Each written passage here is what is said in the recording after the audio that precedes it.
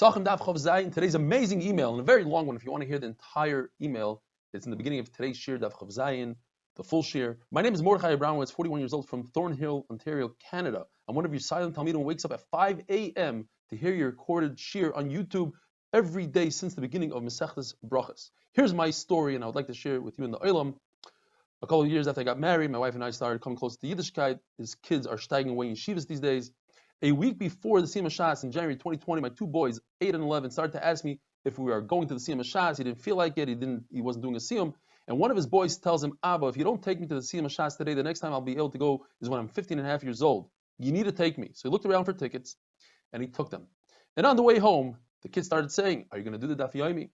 That night, he leafed through some of the magazines he got at the Siyam Shas, and he found the art scroll, Daf Beis Brachas. So he decided to do it at 10 p.m. He felt it was very rewarding, and the next day he found our shir on YouTube.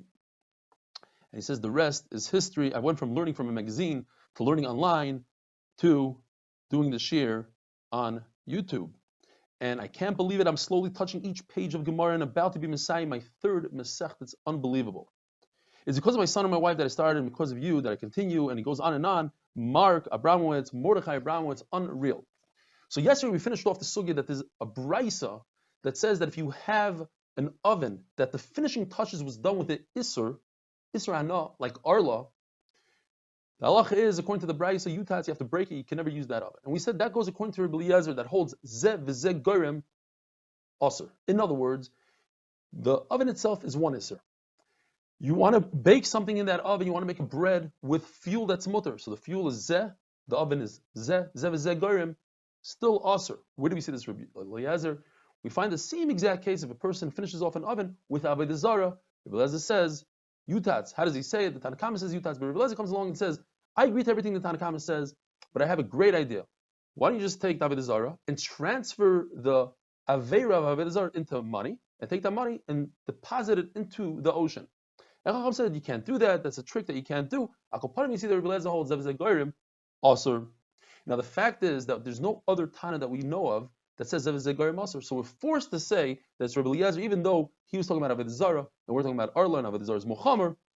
And in addition to that, Rabbi Eliezer also says, this says Mefurish, that Rabbi Eliezer says his halacha in all the Isurim. Now there's another Rabbi Eliezer that we say is not a great raya, but we'll just go through it. And that is the case of a person is making dough, and he uses sourdough that's truma and sourdough that's chulin. If they both came in together, and they don't have the ability to make the dough sour on its own, you need both of them together. So the halacha is, according to Chachamim, you need that one should have the ability to make the dough sour, otherwise it's not. According to Rabbi Eliezer, you go by the last one. So if it's first when truma, then when chulin, it's good dough. Says Abai, that's provided that you remove the truma sourdough before it's able to sour the dough. Otherwise, it's aser. So you see the concept of Zeh v'Zeh Goyim, you have the chulin and the truma. Nevertheless, Rabbi Eliezer will hold that it's aser. Says the Gemara, but who says that that's the true pshat in Rabbi Eliezer? Maybe that's just a Abaya's pshat.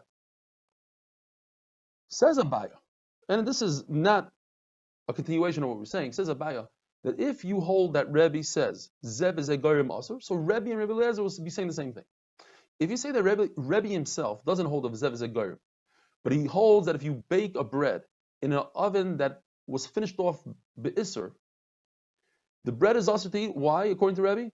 Because the shvach eitzim, the fuel that was asr went into the bread, and that makes the bread asr.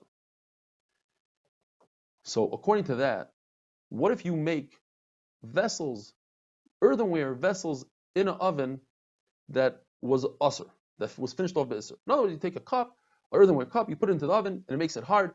That's just like food. Just like food, you can't take a bite out of bread that was made in an oven that's asr, so you can't use a cup. But to use a pot might be different according to the first lashon, and to use an oven is definitely different. Why? Because to use a pot, let's say you want to cook something in the pot. So you have the pot itself, it's a zeh, and you also need fuel. So it's zeh v'zeh goyim. An oven, it itself is asr, but the oven doesn't do anything by itself. You have to put fuel into the oven, it's zeh v'zeh goyim. According to Rebbe, it would be mutter. However, the Gemara says, well, wait a minute, the pot is different because people use the pot to store things in right before you're cooking. So you put the beans and the barley and the potatoes to make a chalk before you light it up. So the pot is actually a zeg goyim, it's only one zen, and that would be aser. Shmuel said this exact same thing that we were saying, but he says it in the reverse. He says that Rebbe is the one that says bread made in an avodah zarah oven is mutter. Why did he say that? The Brisa says the Rebbe says it's asur. Either he learned it in that way, that Rebbe says it's mutter, not like the Brisa, or he did it on purpose. It was a trick. He paskins like Rebbe that the bread is 100% asur. Typically, Rebbe against another Tana, the halacha is like Rebbe, but against the Rabbim, like in our case, the halacha would be like the Rabbim. But Shmuel paskins like Rebbe against the Rabbim, and he thought people wouldn't believe him. So he tricked everybody. He said, you know what? The Rabbim, Chacham say that the bread is asur, and therefore people will go with the Rabbim. If you bake the bread with coals from Arla, the Zara, mutter, according to everybody. So the machlokes between Rabbi Yochanan and Shmuel, not sure exactly who says what. Is it only coals that are completely extinguished, but they still emit heat, and that's why it's mutter according to everybody? Or it's even loichashais, whispering coals, the flame is flickering.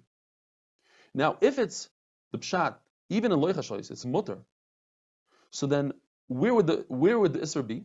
The isser would be when the flame is right there in front of you on the piece of wood. The piece of wood is not consumed yet. So you have a real piece of avodah zarah, and it's full of flames. And that would be shvach eitz. But according to Rabbanan, even if the wood is not consumed and there's a flame right there, the food doesn't become asur. So when does avodah zarah wood become asur? If you fashion a chair out of it and you sit on it. According to Rabbanan, who say that if you use arla fuel to bake a bread, the bread is mutter. However, if you do the same thing, but instead of arla fuel, you use hegdish fuel, the bread is asur. What's the difference between hegdish and arla? Arla is kal. It's batal in 1 and 200s, whereas hegdish is never batal, and therefore we have to be more stringent. Rava has a chap here. Rava says, how is it even possible to use hegdish wood to bake a bread? The second you light the fire and you moil in the wood, it's no longer hegdish. Then it becomes chulin. We must say that we're talking about shlamim wood set aside to buy carbon shlamim. And just like when a person is over me'ilah b'mezid on purpose, since he can't bring a carbon, it's not considered me'ilah. So too, you cannot be moil in shlamim. So here we have a case that there's no me'ilah, but it is iser hana. And the Brisa says that the ashes of hegdish are asur forever. We must be talking about in a situation where they ignited themselves. It wasn't through a human being, because if a human being ignited them, then they would be chulin. Or we're talking about the ashes of Trumas Hadeshin, which have to be buried, and those remain me'ilah forever. Rabbi Yehuda says that when it comes to biur chametz, you must do it with a fire. So the Gemara goes through a whole thing. You can't learn a kavachomer from noisar. Noisar is leftover carbon. Let's say you're supposed to eat the carbon 2 days a night. You leave it over to the third day. You have to burn it. So the Gemara says kavachomer. Noisar doesn't have an isra bal yirah bal yamatzi. You're not over every single minute. Yet you have to burn it. Certainly chametz. But the Gemara says we never make a kavachomer that the outcome will bring a kula. So over here, if you say a kavachomer that you must use the burning method for chametz, that will lead to a kula. What if you don't have wood? You're not going to burn your chametz. That's not good, and we don't do such a kavachomer. The Gemara says, well, perhaps there's a gzeir shava or a memetzinu. The Chachamim explain between chametz and noisar. Instead of kavachomer, it's chametz. A gzeir shava, you cannot be mafrech. Just like noisar is also achila and hana and has kares. 3 things: achila, hana, and kares. And chametz has isra achila, hana, and kares. And noisar you have to burn. So too, you have to burn chametz. Have a wonderful, wonderful day.